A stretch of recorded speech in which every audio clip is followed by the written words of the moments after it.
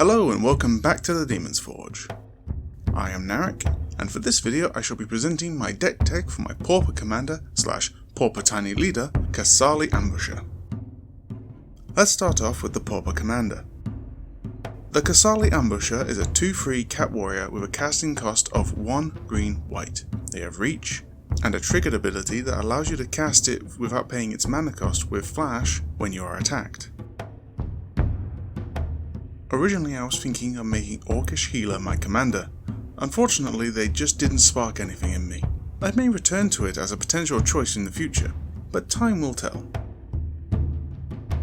Pauper Commander is a singleton format, wherein you choose an uncommon rarity creature which dictates your deck's colour identity. The deck is then constructed only from cards that have been printed at common, allowing for cards that have been downshifted from higher rarities. Tiny Leaders is an eternal format following much the same build guidelines as Commander, that is built to a 50 card deck along with an optional 10 card sideboard, with cards limited to a maximum mana value of 3. My fun little experiment of a Pauper Tiny Leaders deck is purely for fun and would likely be a niche within a niche of the Tiny Leaders gathering. I've lost touch with my gaming group, but I hope this deck tech pseudo double feature inspires you to create your own interesting Pauper Commander and Tiny Leader decks. The first half of this video will focus on the Tiny Leaders portion, near everything mana value 0 to 3 plus the sideboard, and the second half will be for the list expansion into a full-fledged Pauper Commander deck. I decided early on that this would have to be a tribal deck, so my first port of call was to the cats of my collection. Pride Guardian is a humble defender who will net you some life over the course of a game while blocking the smaller creatures your opponent may send your way. Enlightened Ascetic comes with the ETB ability to destroy any nuisance enchantments on the field. If you're lucky, perhaps they may pop your opponent's commander. Ajani Sunstriker and Oreskos Sun are repeatable sources of life gain, unhindered by defender. They can swing into the combat zone. Hero of the Pride empowers your board when it becomes the target of a spell you control, while Phantom Tiger can be an immovable blocker so long as you can keep its toughness up. Leonin of the Lost Pride is a 2-mana 3/1 that can trade up for its mana value and exile graveyard-based threats, perhaps even the creature that it fell to. Leonin Snarecaster is a 2/1 with an ETB to tap down a blocker or creature with a tap ability.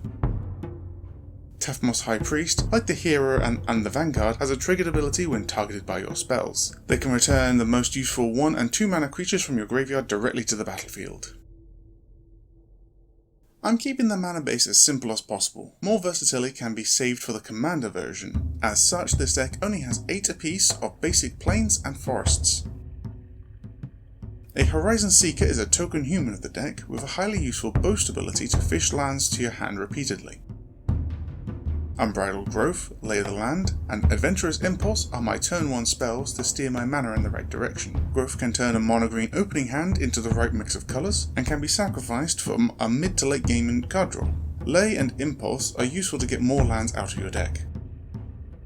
Growth from the Ashes, Map the Waste, and Niz's Pilgrimage get even more lands out of the library. Ashes puts them into play untapped, Wastes bolsters your creatures, and Pilgrimage pulls up to 3 lands in one go.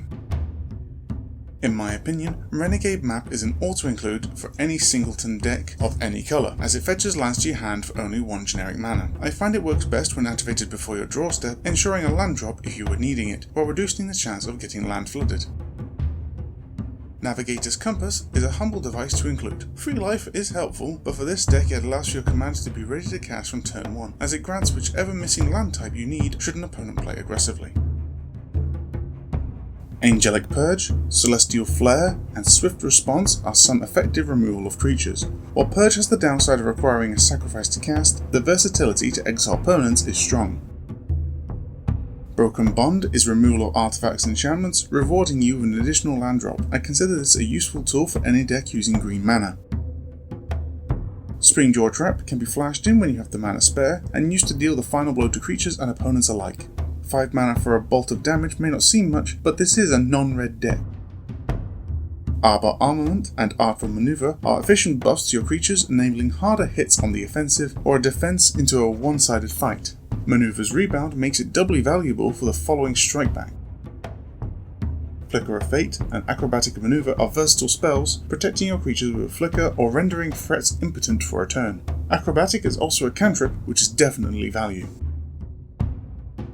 Sometimes going wide isn't enough, you need some power behind the assault, so in the 50 card deck I made sure I had some buffs in the form of Charge, Kythian's Tactics, and Ethereal Guidance. You'll get no prizes for subtlety, but you should hit hard.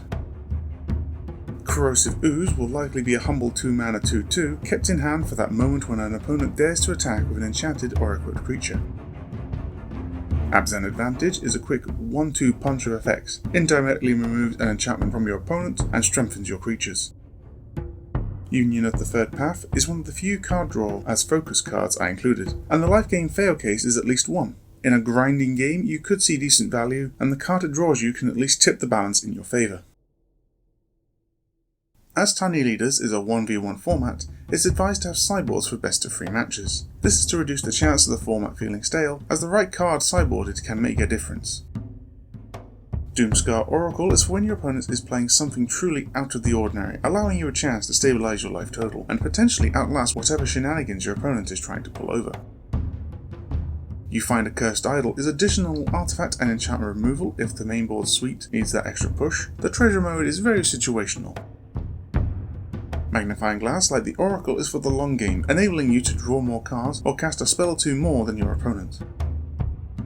Grasp for the Hieromancer, chosen by Heliod, and Feral Invocation allow you to be more aggressive. Grasp reduces your opponent's blocking capability, Feral Invocation is a combat trick, and Chosen boosts your more defensive cards like Pride Guardian. But sometimes you're put on the defensive more than you would like. Take Up the Shield, Feat of Resistance, Center Soul, and Gaia's Gift are my present picks to render the opponent's offense humble.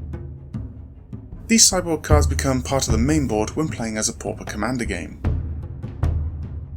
Herald of Dromoka, Stalwart Valkyrie, and Axgard Braggart start off the second half of this deck as additional warriors. The Herald grants your warriors vigilance, the Valkyrie can turn an early creature loss into an evasive threat, and the Braggart can ratchet up the strained defense your opponents can muster.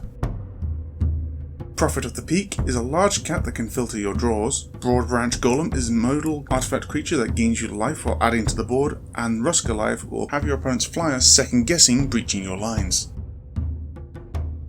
Now that your board is wide, it's time to pump the power. Rush of Battle buffs your creatures by +2/+1, and your warriors gain lifelink. Combined with the Herald of Dromoka, you can effect a strike on the opposition a touch more recklessly. Inspiring Roar puts +1/+1 counters onto all your creatures, making defenders tougher and attackers more potent in the long run. Dawnfeather Eagle provides a +1/+1 buff to your board in addition to vigilance until end of turn. Sometimes you need to be more tactical with your buffs. Defend the Campus and Coordinated Charge are 4 and 5 mana instants that buff your board, perfect for a charge or to hold the line. Defend also provides an additional removal option, while Coordinated can be recycled away if needed. The following spells are ones I consider useful throughout the course of the game. Gleam of Resistance and Sylvan Bounty both have basic land cycling, useful for the first few turns of the game. Gleam is either a pseudo-vigilance charge spell or a surprise defense buff when your opponent tries to counterattack. Cathar Shield works by making your defensive creatures tougher and your offensive creatures stay untapped. It's useful to have extra free toughness to pass around.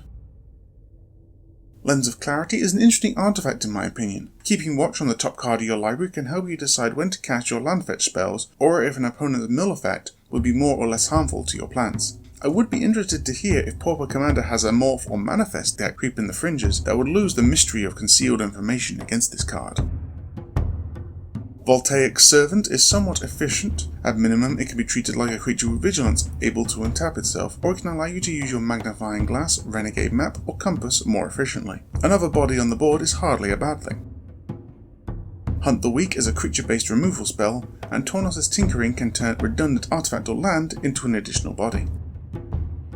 Introduction to Annihilation can remove near all problems from the board. You may grant your opponent the card draw, but keep in mind, in this deck you can simply exile your commander, who can be recast for free after the fact. Celestus Santifier sets in motion the day-night cycle of the game if it wasn't already, and when there are multiple players slinging spells and passing the turn, you are likely going to get some card selection thanks to them. As a 3/2 body, they can at least help in the offensive if needed. To expand the mana base, I tried to keep it balanced. You should be able to control your intake of lands to both have the right mix and quantity. To that end, the monocolored lands are somewhat mirrored. Idyllic Grange and Gingerbread Cavern have the respective and relevant land types, and later in the game provide benefits to you when you fulfill the requirements. Secluded Steppe, Tranquil Thicket, Desert of the True, and Desert of the Indomitable all cycle lands that enter tap. Radiant Grove, Blossoming Sands, Tranquil Expanse, and Selesnya Sanctuary all tap for both colours. The Grove has both land types and would be a great turn 1 play in an aggressive meta, and the Sanctuary can bounce a cycle land to aid in card draw. Command Tower is of course here for fixing, alongside Survivor's Encampment, Painted Bluffs, and Archway Commons. The encampment can be used to tap your Sun Guide for mana and life. Warped Landscape, Evolving Wilds, Terramorphic Expanse are perfectly good land fetchers, with the Landscaper still providing a colourless mana if needed. Forge of Heroes is a great utility to make your Ambusher a free 4 when it enters. For 0 mana, I'd say that's a good deal.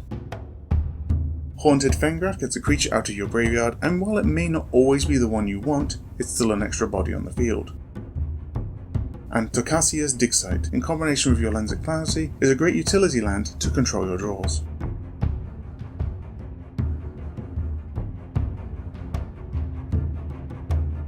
And that's my deck tech for Pauper Commander and Tiny Leader Qasali Ambusher. Admittedly rough, but that's where the fun of deck building lies for me, the refinement. If there are cards you think will be better suited for the deck, let me know in the comments below. Thanks for watching the video. If you wish to see more, then hit the thumbs up, or subscribe to see what I work on next. Check out my card for more information, and follow me on Twitter for updates and sneak peeks. I hope to see you again on the next video.